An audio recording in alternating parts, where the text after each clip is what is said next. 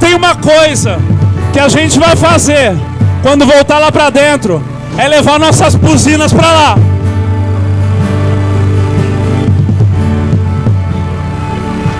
Aleluia, Jesus. Amados, nessa noite nós temos uma continuação daquilo que o Senhor vem fazendo. Tem alguém aqui que Deus tem falado contigo ao longo dessa semana?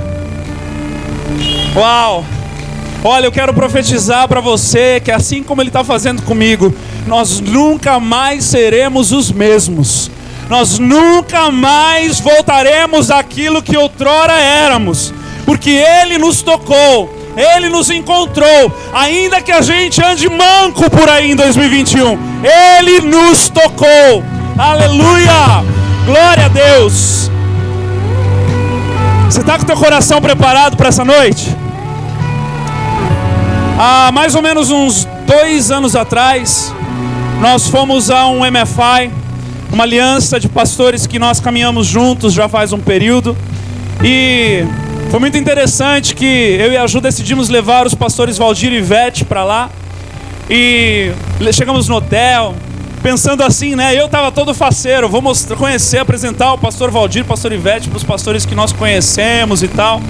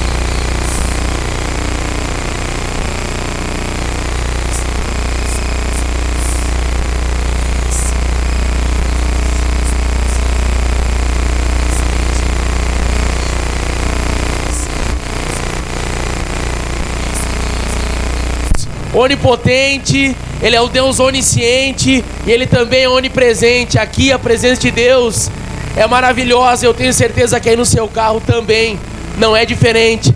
Se o seu carro está cheio da presença de Deus, levanta o farol dele aí, ó, e buzina glorificando a Jesus. Aleluia. Aleluia. Eu quero fazer uma oração com você. Vou liberar a meninada aqui, vai ficar só o Abner. É uma grande alegria nós estarmos reunidos aqui. Eu relembro os meus tempos, como dizem os mais velhos, os anciãos da igreja. Eu lembro dos meus tempos de mocidade. Nos meus tempos de mocidade, quando nós íamos para as praças, quando eu ainda era um evangelista, meu ministério era totalmente nas ruas e nós íamos para as praças e ali por muitas vezes eu tive a oportunidade de pregar em plataformas como essa, em caminhões, e nós liberávamos uma palavra de Deus e muitas vezes nós não conseguimos ver as pessoas. Hoje na igreja nós estamos acostumados com a luz tudo acesa, às vezes a gente consegue se identificar com as pessoas, consegue ver. Eu não consigo ver você, mas uma certeza eu tenho, que aí onde você está, na sua individualidade, o Espírito Santo te vê. O Senhor te conhece, Ele conhece o teu coração, e eu tenho certeza que aquilo que Ele quer falar ao teu coração nessa noite, a forma como Ele tem impactado meu coração, e eu quero compartilhar com você nessa noite, eu tenho certeza que vai fazer todo sentido, todo significado para a sua vida. É por isso que eu quero orar. Primeiramente eu quero fazer uma oração de gratidão, porque até aqui a mão do Senhor tem nos sustentado. Até aqui a bondade do Senhor tem sido a nossa fonte, o nosso sustento. E eu também quero orar de uma forma profética, para que essa palavra que Deus tem colocado no meu coração, ela possa inundar a tua vida, ela possa impactar o teu coração, e a partir de hoje você possa entender um pouco mais acerca de um chamado e um propósito de Deus para a sua vida. Talvez você entenda, mas eu quero que nessa noite você possa compreender com mais profundidade.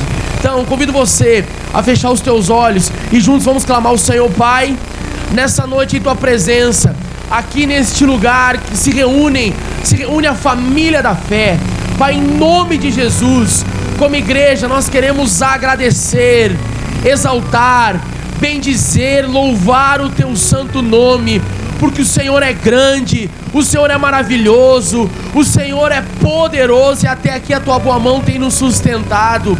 Obrigado, Senhor, porque ao levantarmos pela manhã, ali a tua graça nos sustenta, e ela é a causa de nós não sermos consumidos. Senhor, nós inclinamos o nosso coração agradecidos na tua presença, reconhecendo que se não fosse o Senhor nós estaríamos perdidos. Esse amor, essa bondade nos alcançou, e aqui nós estamos com o nosso coração contrito e nosso espírito quebrantado, a fim de recebermos a tua palavra viva e poderosa, que pode transformar as nossas almas, que pode mudar a nossa vida. Espírito Santo, nós estamos aqui, somos totalmente livres, estamos totalmente abertos para receber aquilo que o Senhor tem para nós. Nós dependemos totalmente de Ti. Quando levantamos, quando vamos dormir, precisamos de Ti. Espírito Santo, tens liberdade aqui. Diga ao Espírito Santo onde você está. Espírito Santo, tens liberdade aqui. Espírito Santo, tens liberdade no meu coração, tens liberdade na minha vida. Som do meu coração, Espírito Santo.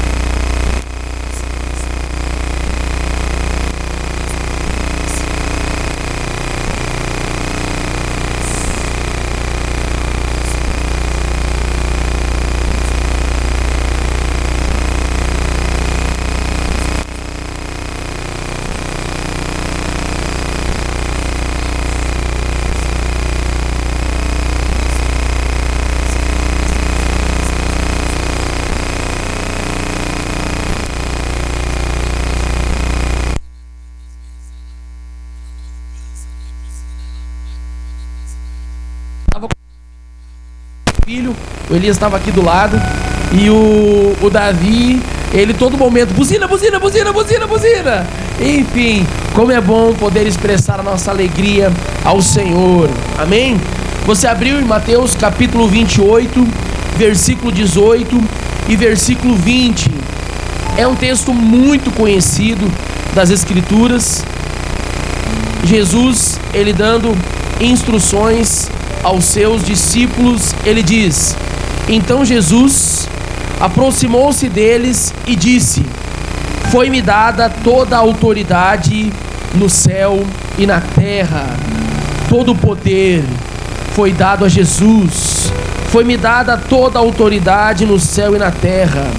O versículo 19 diz: portanto, vão e façam discípulos de todas as nações, batizando-os em nome do Pai, do Filho e do Espírito Santo, ensinando-os a obedecer a tudo o que eu lhes ordenei, e eu estarei sempre com vocês até a consumação dos séculos.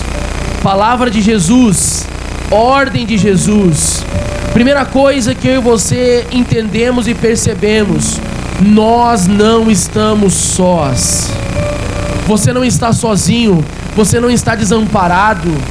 Em meio a momentos difíceis e momentos de aflições, o Espírito Santo, o Consolador, como diz a palavra de Deus em João capítulo 14 e João 16, na também promessa de Jesus, que Ele enviaria o Consolador, o Conselheiro, o Espírito da verdade, que o mundo não conhece. Ele está conosco, o Espírito Santo. Essa é a promessa de Jesus. E eu pergunto a você: tem uma vida, uma família, uma pessoa, um coração que possa estar avivado e ser avivado sem a presença do Espírito Santo? Não, é impossível. Uma pessoa só consegue cumprir este propósito e ser avivada.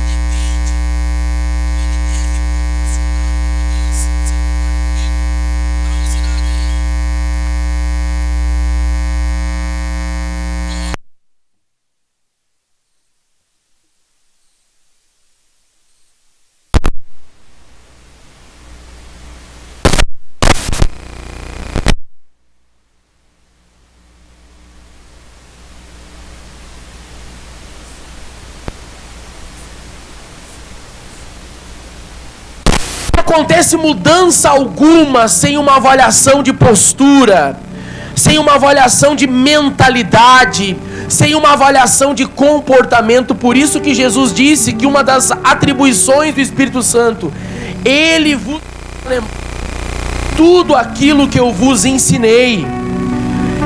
Ele nos convence do pecado, da justiça e do juízo. Essa é a função do Espírito Santo, nos ajudar. A palavra de Deus diz que o Senhor lhe sonda e esquadrinha os nossos corações.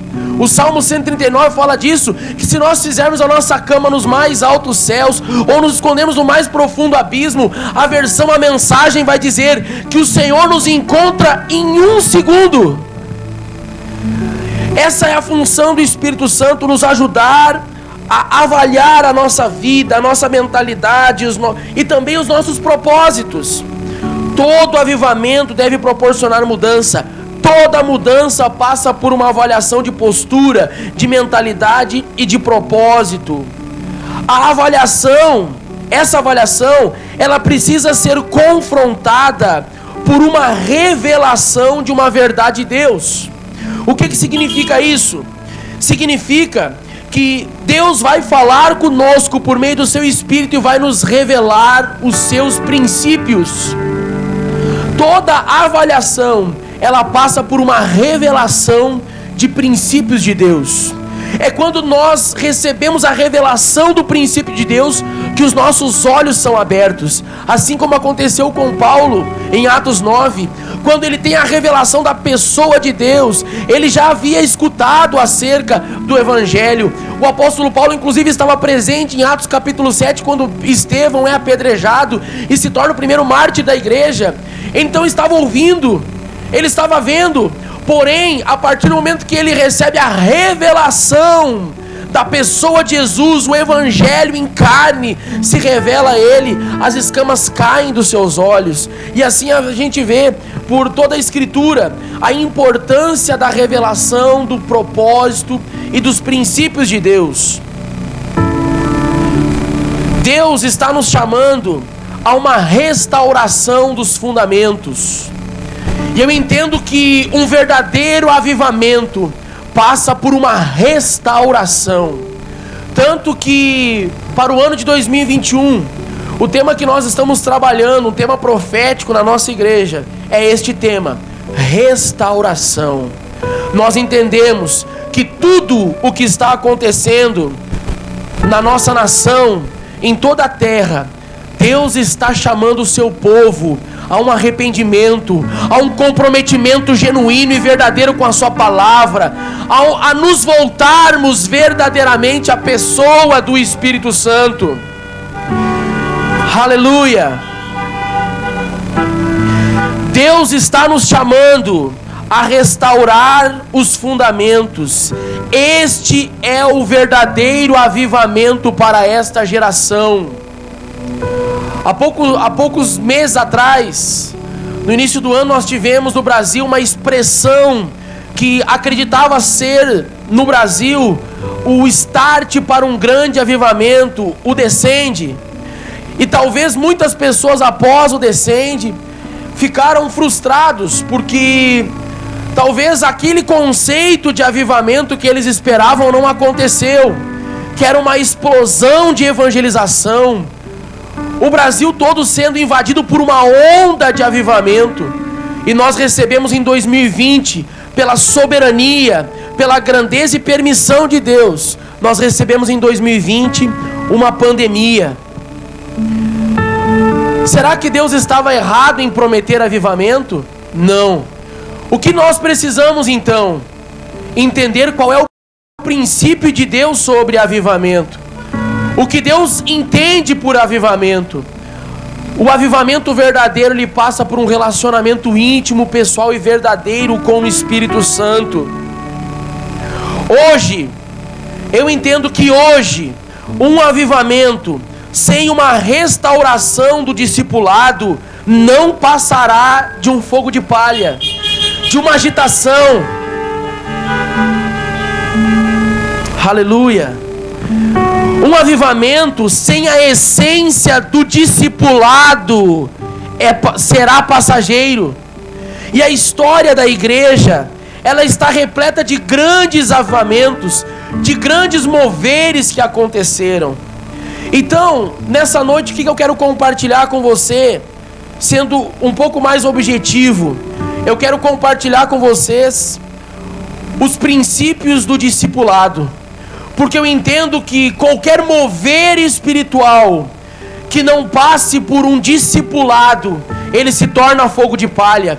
Se eu for incendiado por Deus, se eu hoje aqui estiver cheio do Espírito Santo e eu não tiver a capacidade de estender a mão ao lado, de olhar o próximo, de perceber que existe à minha esquerda alguém que está sofrendo ou passando dificuldade, certamente esse avivamento que foi gerado dentro de mim, ele irá se apagar.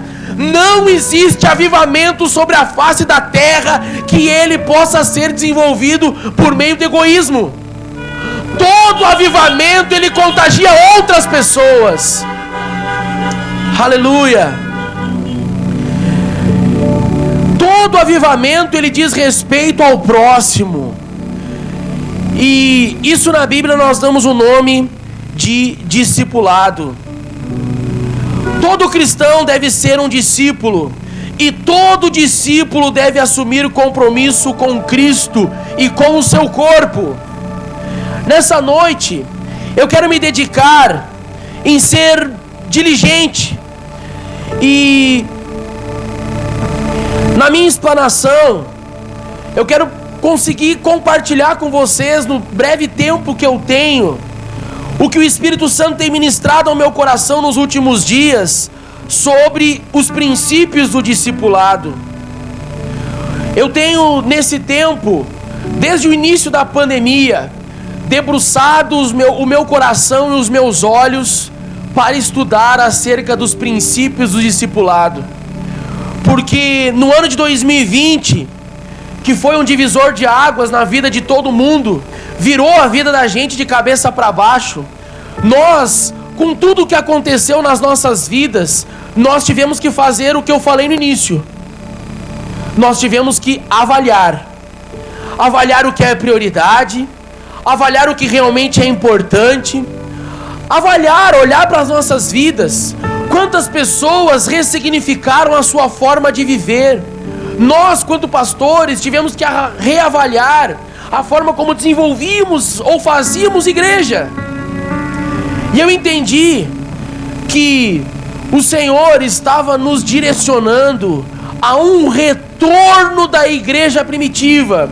E se tem algo que casa perfeitamente a essa restauração da essência da igreja primitiva, que eles tinham tudo em comum, eles compartilhavam aquilo que eles tinham, não havia necessidade entre eles, aonde, da mesma forma que você abre o livro de Atos, você vai encontrar ali em Atos, capítulo 6, capítulo 7, capítulo 8, capítulo 9, a conversão de Paulo, capítulo 10, o Espírito Santo sendo visitado, sendo derramado na casa de Cornélio.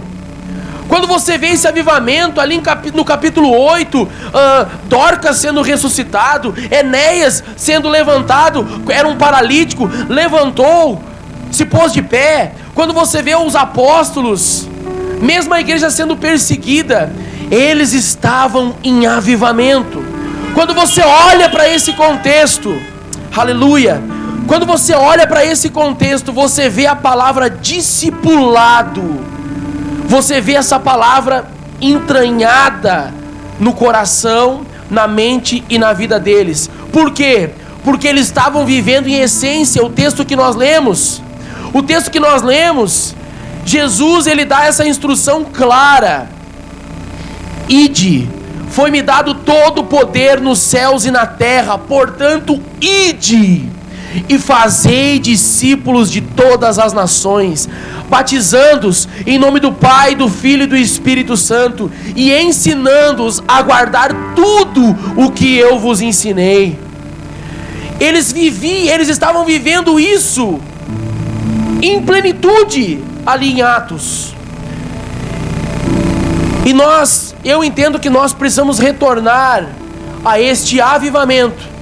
Por isso eu entendo que não há avivamento sem uma compreensão profunda e verdadeira do que significa discipulado. Pode glorificar Jesus.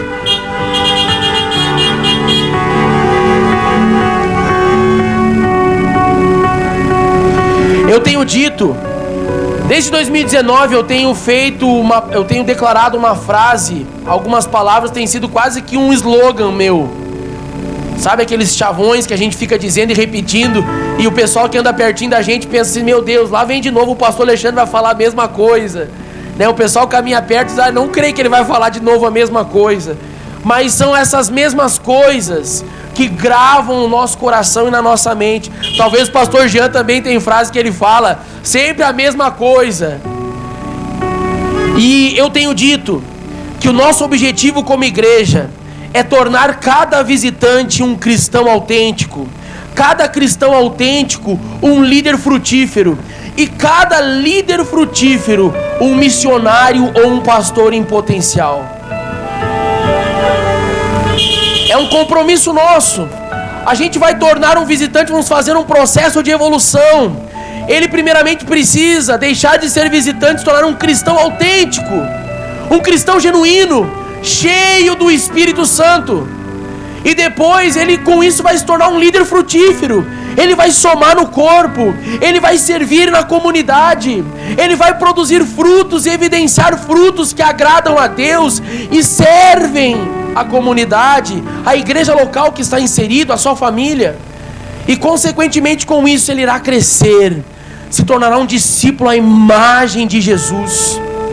E com isso ele poderá ser enviado como um missionário. Quando eu falo enviado, não significa para a África. Ele pode ser para um bairro, ele pode ser para uma célula, um pequeno grupo. Ele será enviado para continuar reproduzindo a vida de Deus que flui no seu interior.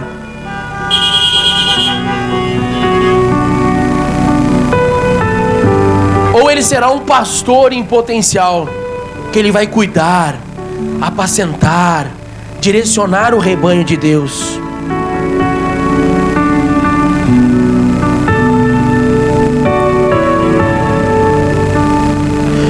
Com isso, eu entendo que esse avivamento, essa explosão de glória que Deus derrama no nosso meio, produz um crescimento saudável. E é isso que a igreja precisa. E nos livros que eu tenho estudado, inclusive um deles, do John Stott, que fala sobre o discípulo radical. Se você não teve oportunidade de ler esse livro, pesquise. É um best-seller sobre discipulado, o discípulo radical. John Stott, ele é um grande mentor acerca de discipulado. John Stott, ele vai dizer no seu livro Discípulo Radical, que em suas turnês de pregação pelo mundo, sempre perguntava, ele perguntava aos que lhe ouviam, como eles definiam o cenário cristão no mundo atual. Essa pergunta é atual para nós hoje. Então John Stott, ele fazia essa pergunta: como que vocês avaliam o crescimento do cristianismo no mundo? E recebia diversas respostas. E ele ficava torcendo para depois que as pessoas dessem as respostas, perguntassem qual era a opinião dele.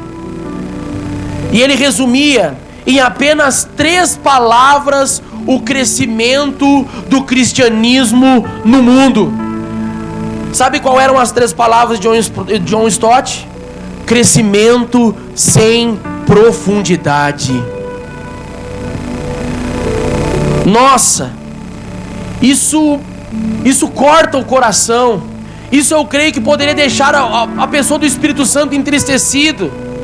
Se John Stott estiver certo, e eu me obrigo a acreditar que ele estava certo, e talvez ainda hoje essa afirmação ela ainda esteja certa, percebemos que, como filhos de Deus, como cristãos, como igreja, podemos estar indo na direção contrária do que Jesus ordenou e sonhou para a sua igreja ou o seu corpo. Permita-me reavaliar uma afirmação que eu fiz no início, que todo avivamento ele deve gerar mudança.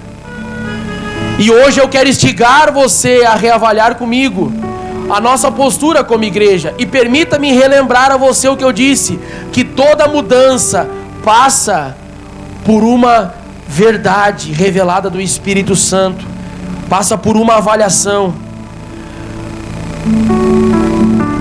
Ninguém duvida do crescimento exponencial, fenomenal da igreja em várias partes do mundo. As estatísticas, elas são surpreendentes. Não é exagero descrever como explosão, como onda, como mover. Por exemplo, a igreja da China cresceu pelo menos 100 vezes desde a metade do século 20. Hoje, mais cristãos adoram todos os domingos na China do que em todas as igrejas da Europa Ocidental juntas. A superficialidade no discipulado existe em todo lugar, e os líderes das igrejas mundiais, eles lamentam profundamente essa verdade.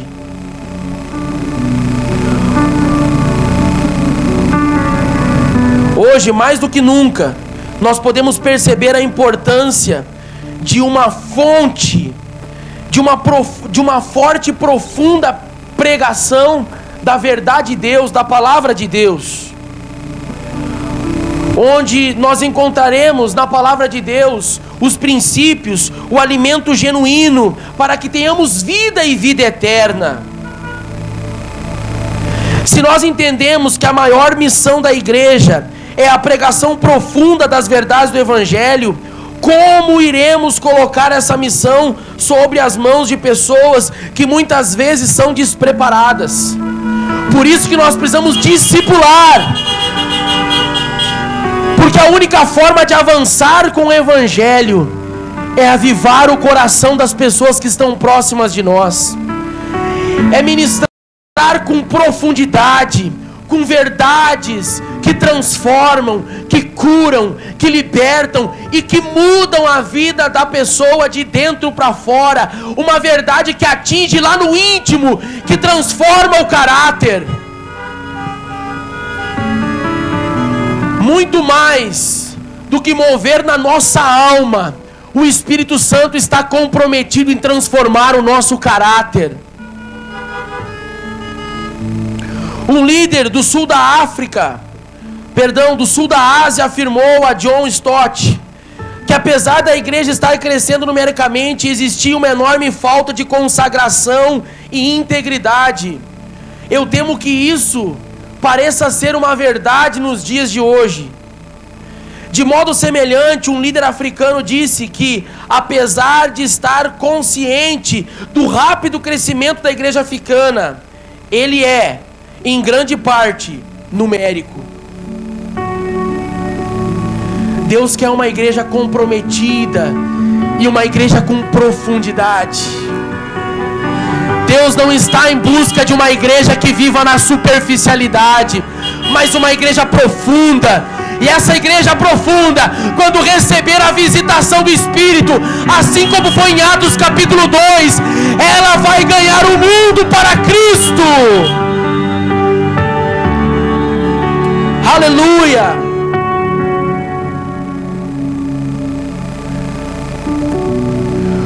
O presidente do Conselho Cristão Chinês disse em 2006, em uma conferência nos Estados Unidos, que a igreja está indo bem quanto aos números. Queremos ver as pessoas sendo acrescentadas à igreja de Cristo todos os dias. Porém, não estamos buscando apenas números, mas que o aumento dos números corresponda à confirmação de fé da igreja. A confissão de fé, a profissão de fé, que as pessoas entendam que quem elas são em Cristo, quem Cristo é para elas, quem é a pessoa do Espírito Santo, o que a Bíblia significa para elas.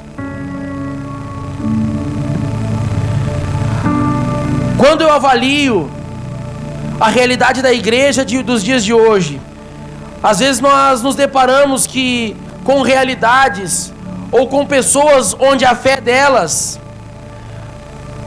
está fundamentada em diversos métodos, está em estruturas, em formas doutrinárias, firmadas em homens ou mulheres, menos onde ela deveria estar, na pessoa de Jesus Cristo, a rocha eterna, a pedra angular, a fonte da vida, a fonte das águas vivas. E sabe aonde nós conseguimos identificar a lacuna? Na falta de um discipulado coeso que aponte a estas pessoas o alvo, que é Jesus Cristo. Quando nós falamos acerca de discipulado, hoje nós temos o mundo virtual. Algumas pessoas estão em casa me assistindo, talvez, pela televisão. E isso não é novidade, já faz muito tempo que grandes pregadores eram assistidos pela televisão. Mas hoje nós temos Facebook, Instagram. Hoje essa realidade ela tomou uma proporção muito maior. E com isso também, nós hoje temos muitas pessoas vivendo um discipulado virtual. Você conversa com alguma pessoa e pergunta para ele, um cristão, membro de uma igreja local, numa cidade local, com um pastor local, você pergunta para ela quem é o seu discipulador, quem é o seu mentor.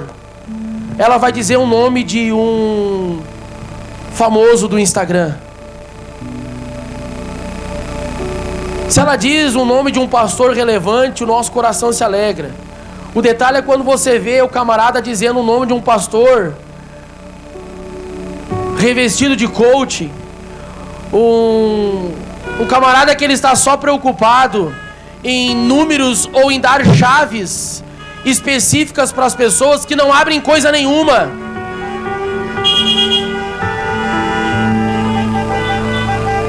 Deus não nos chamou a viver um evangelho de respostas prontas. Nem o próprio Jesus. Jesus respondia na maioria das vezes as respostas, as dúvidas ou os questionamentos dos próprios fariseus com perguntas, porque nós entendemos que o desenvolvimento verdadeiro de um discipulado, de uma liderança coesa, de uma igreja sólida, está no processo vivido diariamente no relacionamento do corpo. É impossível uma pessoa viver um avivamento genuíno deslocado da igreja local. É impossível, porque esse avivamento genuíno e verdadeiro passa por um relacionamento pessoal com o próximo. Quantos estão entendendo o que Deus está falando? Hoje esses grandes influenciadores das redes sociais, eles estão muito mais do que gerando conteúdos de entretenimento ou informação. Eles estão ali expondo ideias, conceitos, valores, sejam eles de moda, saúde, políticas, religiosas, e com isso acabam levando as pessoas a um discipulado inconsciente.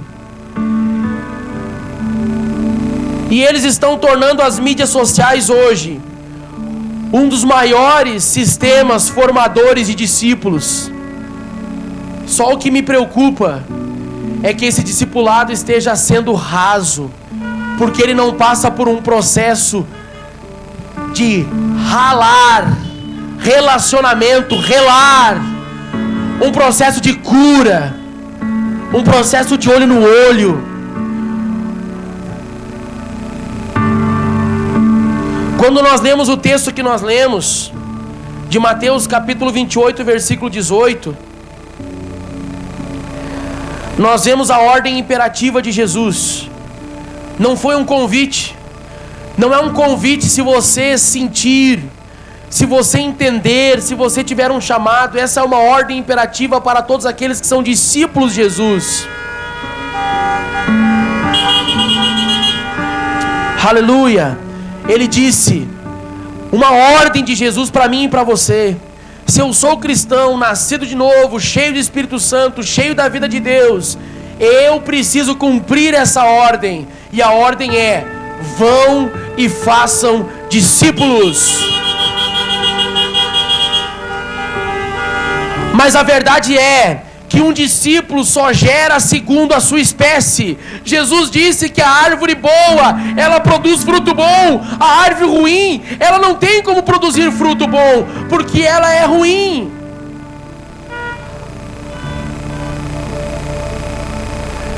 Cada discípulo gera segundo a sua espécie. É uma ordem, vão e façam discípulos. Fazer discípulos é uma ordem, não é um convite. Se você quiser, vá e faça discípulos. Se você é cheio da vida de Deus, e o meu desafio para você, não para hoje, mas o meu desafio para você esse ano é que você possa chegar ao fim de 2021 e você possa aqui na frente desse altar apresentar para Deus frutos, discípulos que foram evidenciados através do teu relacionamento pessoal com Jesus e com o Espírito Santo. Porque eu creio que se uma pessoa, ela realmente é cheia da vida de Deus, cheia do Espírito Santo, é impossível ela não cumprir as ordens de Jesus.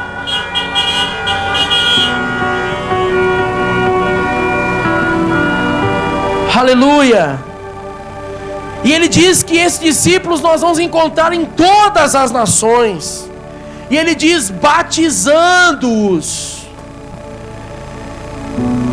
levando a uma confissão de fé. O meu entendimento de batismo, ele vai além de uma pessoa mergulhar na água e sair dali.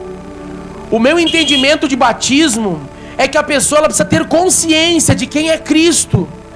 Ela precisa ter consciência do plano da salvação, aceitar, viver isso, assumir um compromisso real com Jesus. Então ela vai fazer uma confissão pública de fé.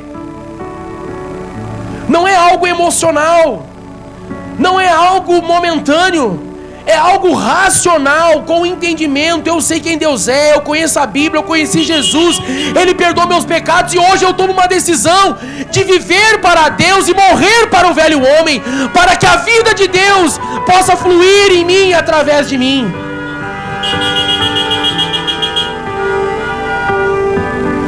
Eu temo que na igreja que nós temos hoje no Brasil, muitas pessoas, ao longo dos últimos anos, eles tomaram banhos de piscina.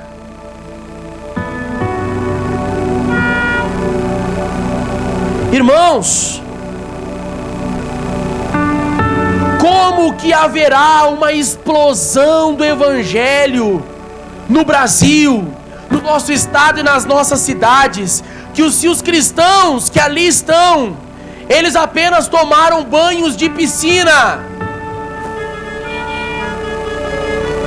E aí a continuidade do texto diz: ensinando-os a obedecer a tudo que eu lhes ordenei. Então, preguem a palavra, façam discípulos, batizem essas pessoas e continuem um processo de ensino de tudo o que eu ordenei a vocês.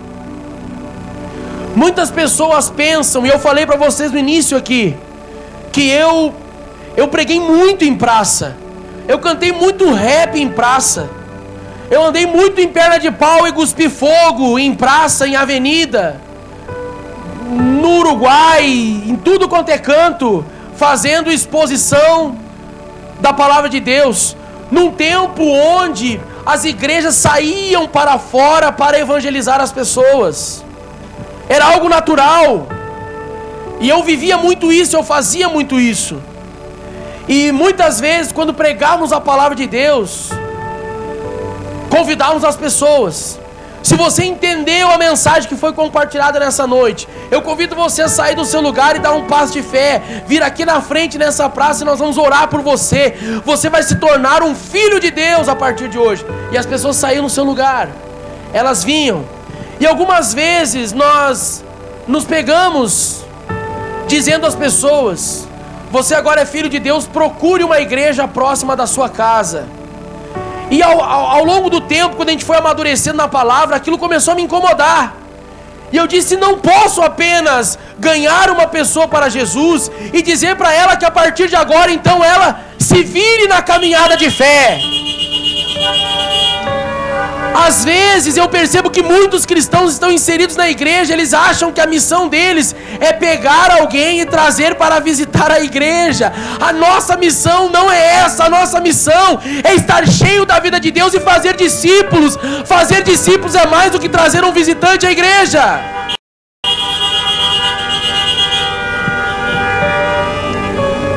Fazer discípulos vai além de um apelo para uma pessoa vir à frente e aceitar a Jesus.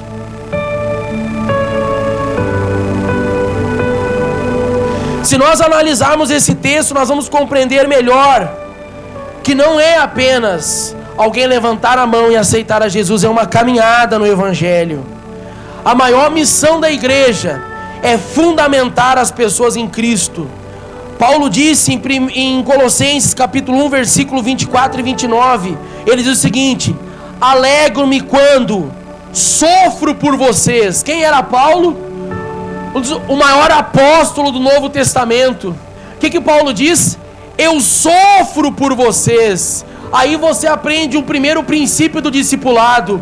O discipulado, assim como os discípulos na igreja primitiva, Pedro, João Batista, Tiago, todos os discípulos, eles eram perseguidos, martirizados. Então o primeiro princípio do verdadeiro discipulado: sofrer pela causa, estar disposto a pagar um preço. O apóstolo Paulo diz: eu sofro por vocês em meu corpo, pois participo dos sofrimentos de Cristo, que continuam em favor de seu corpo, a igreja. Deus me deu a responsabilidade de servir o seu povo. Olha o que ele diz: anunciando-lhes a sua mensagem completa. Esta mensagem, ela foi mantida em segredo pelos séculos e gerações, mas agora foi revelada ao seu povo santo, pois Deus queria que eles soubessem que as riquezas gloriosas desse segredo também são para vocês, os gentios. E o segredo é este: Cristo está em vocês, o que lhes dá a confiante esperança de participar da sua glória. Portanto, proclamamos a Cristo. Um verdadeiro discipulado é aquele que aponta para Cristo, aquele que direciona as pessoas para Cristo, que não atela as pessoas a si. Ele diz: advertindo a todos, ou admoestando, corrigindo a todos, e ensinando a cada um com toda a sabedoria, para apresentá-los maduros a Cristo.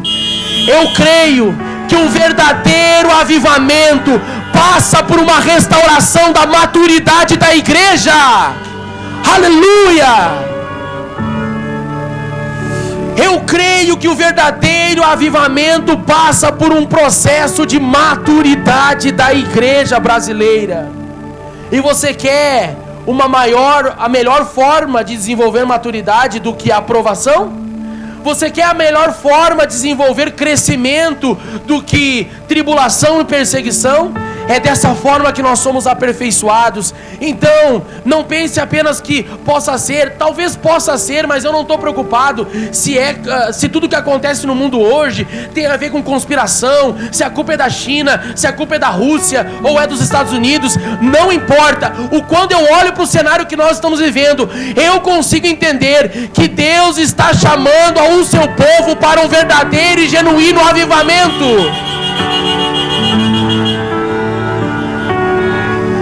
E esse avivamento passa pela prova. Esse avivamento passa por um chacoalhar da árvore. Sabe quando o proprietário da árvore tem frutos e aí a árvore, ele vai lá e chacoalha para ver os que estão bons? Que você possa estar arraigado, firmado nesta árvore, a videira verdadeira, o Senhor Jesus. Então Paulo, ele tinha uma visão completa da missão dele. Não era apenas missionária e evangelística, de plantar igrejas apenas e seguir em frente. E além, ele dizia que ele queria compartilhar toda a mensagem de Deus, que ele sofria o preço do discipulado, do ministério dele, ele sofria na carne dele, e ele pregava um evangelho completo. E ele diz que o propósito dele não era apenas esse, mas era apresentá-los até o fim, como cristãos maduros na fé. Então o verdadeiro discipulado, ele é um processo. E eu entendo que, às vezes, na estrutura da igreja, e é uma percepção que eu tenho feito olhando para a nossa realidade, para a nossa estrutura, e para a realidade de igrejas, congregações, denominações que eu conheço. Muitas vezes, de forma inconsciente, a igreja ela foi trilhando um caminho onde discipulado se tornou um programa, onde discipulado se tornou um método, onde discipulado se tornou um mero método, um mero programa ou uma mera cartilha. E as pessoas inconscientemente, eles podem pensar que eles então cumprem aquele processo, cumprem aquele método, concluem aquela cartilha, então está completo. Discipulado não é um curso, meu entendimento e aquilo que eu tenho aprendido, não é um curso de 2 meses, 3 meses para que a pessoa apenas possa batizar ou para que ela possa se tornar um líder. Discipulado é a verdadeira essência da igreja que dura a vida toda até a volta de Jesus.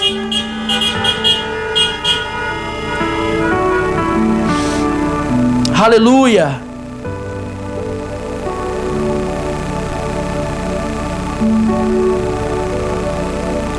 Deixe-me adiantar aqui, para que a gente possa ir indo para o final.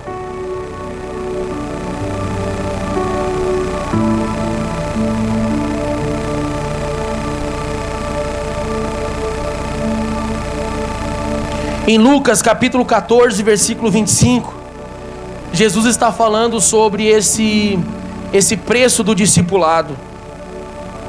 Se você puder abrir comigo em Lucas capítulo 14.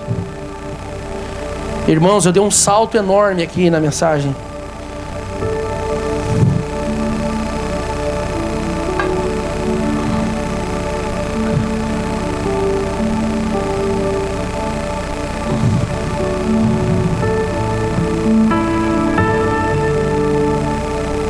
Lucas capítulo 14, versículo 25. Uma grande multidão ia acompanhando Jesus, e este, voltando-se para ela, disse: se alguém vem a mim e ama seu pai, sua mãe, sua mulher, seus filhos, seus irmãos e irmãs, e até sua própria vida mais do que a mim, não pode ser meu discípulo. Não pode. Ele está falando de forma clara: não pode ser meu discípulo. E aquele que não carrega a sua cruz e não me segue, não pode ser meu discípulo. Qual de vocês, se quiser construir uma torre, uma casa, edificar algo, primeiro não se assenta e calcula o preço para ver se tem dinheiro suficiente para completá-la? E ele diz o problema se não fizer isso: pois se lança o fundamento, o alicerce, e não é capaz de terminá-la, todos os que virem rirão dele, zombarão dele, dizendo: este homem começou a construir e não foi capaz de terminar. Ou qual é o rei que, pretendendo sair à guerra contra outro rei, primeiro não se assenta e pensa se com 10.000 homens é capaz de enfrentar aquele que vem contra ele com 20.000?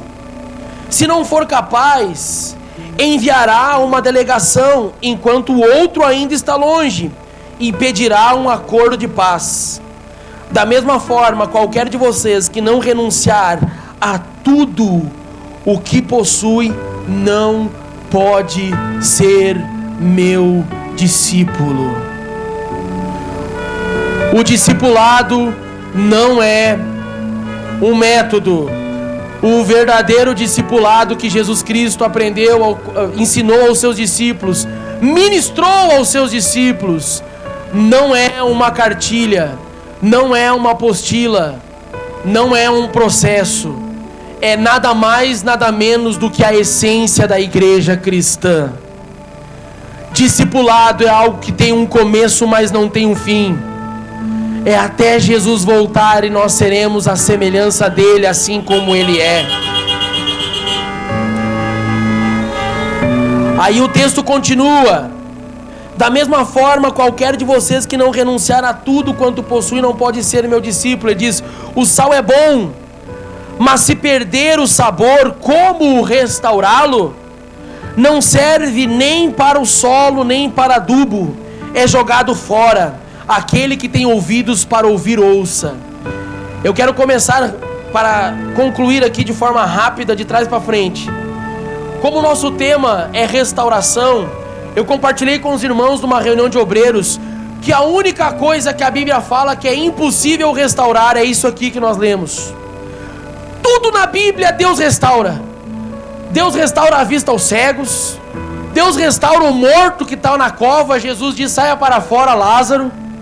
Deus restaura casamento, Deus restaura tudo na Bíblia. Deus pega lá em Ezequiel um vale de ossos secos por uma visão e transforma num exército muito numeroso. Deus restaura a nação.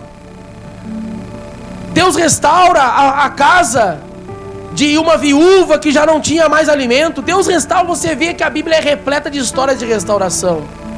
Mas quando se trata desse texto aqui, o sal que não tem sabor, Jesus pergunta: é possível? Não tem como restaurar.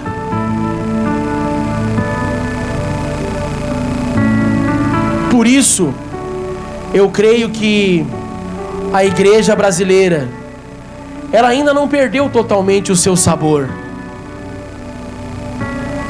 Ela só precisa e necessita de um genuíno e verdadeiro avivamento, para que ela possa cumprir e fazer a diferença que Deus pediu para ela fazer na nação que ela foi plantada. O texto diz de forma clara que o discipulado, o versículo 26 e 27, o discipulado, ele exige um sacrifício, e ele passa por uma renúncia da própria família. O que eu quero dizer com isso? Não quero que você pense que as pessoas não devem honrar, não devem ter compromisso, que as pessoas não devem assumir responsabilidades junto à família, marido, mulher. Existem responsabilidades, marido, mulher, filhos. Você tem família, pai, mãe, irmãos, existe uma responsabilidade. Porém, diante de Jesus, o que a palavra de Deus está nos dizendo, que Jesus é muito maior do que tudo e que todos, que Ele, a pessoa de Deus, deve estar em primeiro lugar na nossa vida. O que acontece às vezes, que especificamente nesse texto, e depois você vai ver no texto que vem a seguir, do banquete, que alguém diz assim: não, deixa eu primeiramente enterrar o meu pai. O pai não havia morrido ainda, e Jesus estava chamando para um compromisso. Ele está, depois que meu pai morrer. Ou seja, Jesus estava chamando, assim como o jovem rico. O chamado a seguir a Jesus é um chamado radical, é um chamado de entrega total.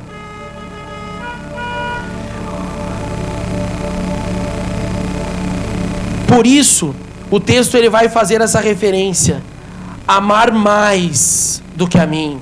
Esse é o problema, amar mais do que a Jesus. Algumas traduções irão trazer a palavra aborrecer. Como eu disse, não significa que o discípulo precisa odiar, apenas entender que para tornar-se um discípulo precisa renunciar a algumas coisas, e que os seus princípios e valores nunca mais serão os mesmos. O discipulado não deve ser aceito com leviandade, e isso você observa no versículo 28 e versículo 29. Quem quiser seguir ou aceitar a Jesus deve calcular bem o preço.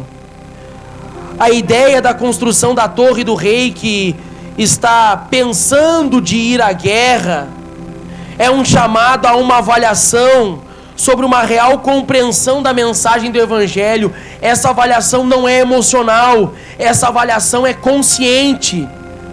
Pense comigo, ele está dando o exemplo de um homem que constrói algo,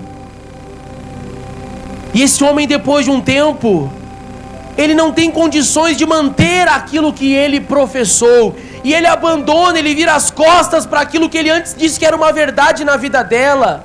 E hoje no Brasil há uma grande realidade de pessoas que se afastaram do Evangelho, deram as costas para Jesus. E aí o que diz? Que as pessoas que um dia viram aquele início de construção, olham para ela e começam a caçoar dela, dizendo que aquela pessoa ela é inconsequente, que aquela pessoa ela é uma pessoa burra. E não menos importante, o outro exemplo que ele faz do rei que vai à guerra. Ele diz que o rei que ele vai à guerra, ele precisa avaliar se com o número de soldados que ele tem, ele consegue vencer o exército inimigo, porque senão ele vai se colocar em situação vulnerável.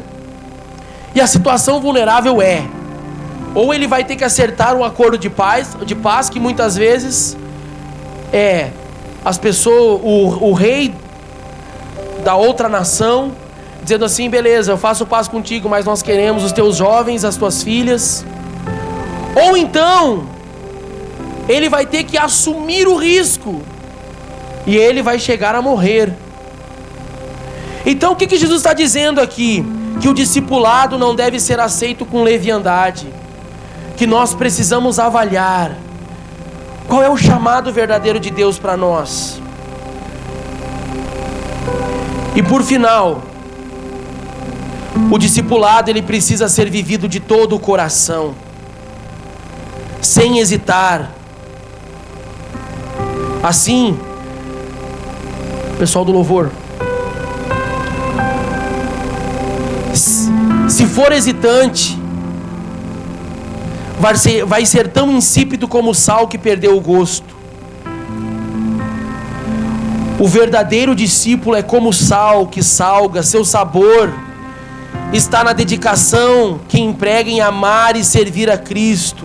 e faz a diferença por onde passa, porque ele está cheio da vida de Deus.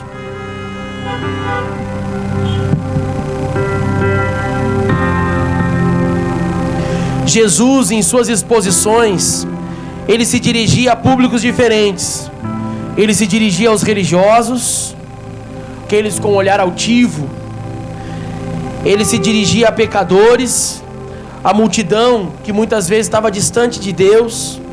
E ele também se dirigia aos discípulos. Quando ele se dirigia aos discípulos não tão diferente dos fariseus, ele sempre tinha uma exposição de confronto. Ele sempre trazia e apresentava de forma clara as suas exigências, ou os compromissos que implicavam a responsabilidade que eles estavam assumindo. Deixe-me dizer uma coisa para vocês: a salvação é de graça, mas o discipulado custa caro. A salvação é de graça, mas o verdadeiro discipulado, ele custa caro, ele custa a sua vida. É necessário perdê-la para ganhar. É necessário morrer para viver. É necessário entregar tudo que você tem aos pés da cruz.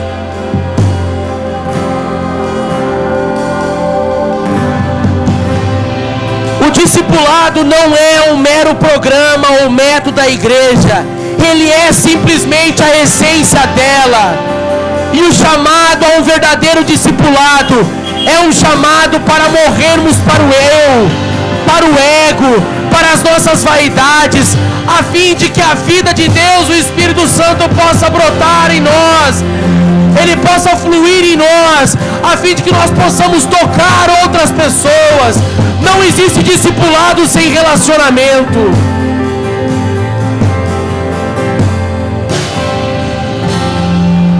Sabe o que muitas vezes eu entendi que era discipulado?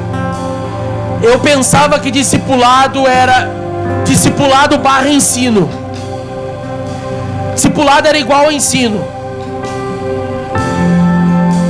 E de fato também o é. Mas às vezes é um erro em pensar que discipulado é só ensino. É sentar com uma pessoa e ensinar uma cartilha para ela. Ou muitas vezes eu me peguei pensando em discipulado barra comunhão. Discipulado é caminhar com alguém. Eu preciso tomar um café com alguém. Também o é. Mas é um equívoco pensar que discipulado é apenas isso. Ou em algumas oportunidades eu me pensei que discipulado era um tempo onde a pessoa aprendia no início da caminhada de fé. Discipulado é ensino, discipulado é comunhão, discipulado é serviço, porque é por meio do discipulado que nós servimos uns aos outros. Discipulado é ganhar pessoas para Jesus e levá-las ao batismo e consolidá-las na fé, assim como Paulo. Eu quero orar com você nessa noite. E qual é a oração que eu quero fazer por você? É uma oração, sim, é uma oração de avivamento. Mas essa oração de avivamento, que ela nos leva a depositar aos pés da cruz todo o nosso eu.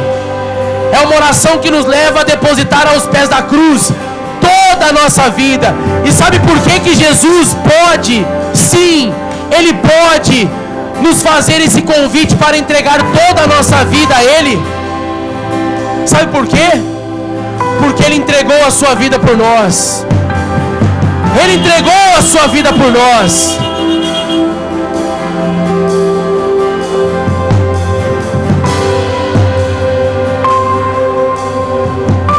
Então Ele pode sim pedir toda a nossa vida. Discipulado é um processo contínuo. Estamos, eu e você, sendo chamados a viver um verdadeiro discipulado com o Espírito Santo, aonde Ele vai nos ensinar, aonde Ele vai nos conduzir, aonde Ele vai abrir os nossos olhos, aonde Ele vai abrir portas. Assim como a igreja primitiva, ela foi conduzida em Atos dos Apóstolos pelo Espírito Santo. Eu quero convidar você a levantar aí onde você está, sair do seu carro e levantar as suas mãos. Quero convidar você a, num gesto de fé, sair do teu lugar. Eu sei que vocês têm chamado algumas pessoas a vir aqui à frente de forma ordenada. Se você tem esse desejo no seu coração de sair do teu lugar e vir até aqui à frente, eu quero convidar você a, juntamente comigo, fazermos uma entrega total da nossa vida ao Senhor,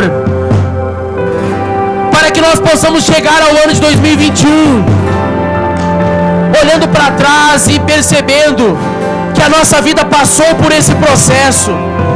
Sabe qual é o risco que eu e você corremos se não entendemos o que significa ver o verdadeiro discipulado? Achar que nós não precisamos mais de restauração, achar que talvez os 3, 4 anos de fé que nós temos é o suficiente. Eu e você ainda precisamos de restauração.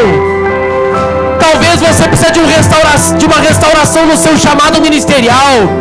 Você precisa de avivamento no seu propósito de vida. Talvez você precise de restauração no seu trabalho. Talvez você precise de uma restauração no seu relacionamento com Deus. Talvez você precise de restauração no seu relacionamento com o Espírito Santo. Você já não ouve mais a voz do Espírito como você ouvia antes. Talvez você precise de uma restauração no que diz respeito aos frutos.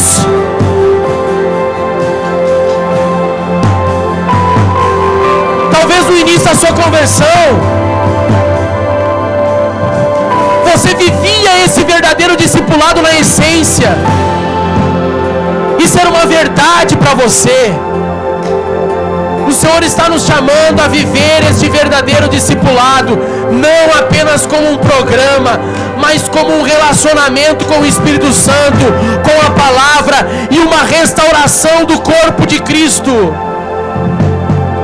Não existe discipulado verdadeiro se não passar pelo crivo do relacionamento com o corpo.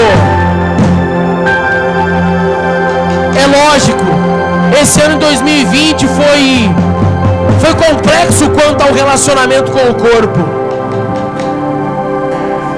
Mas a minha oração é que nós não venhamos perder esta essência. Que você não venha achar isto como algo natural. Que você venha sentir saudade de estar unido, enraizado. Que você possa sentir saudade de poder abraçar e tocar as pessoas.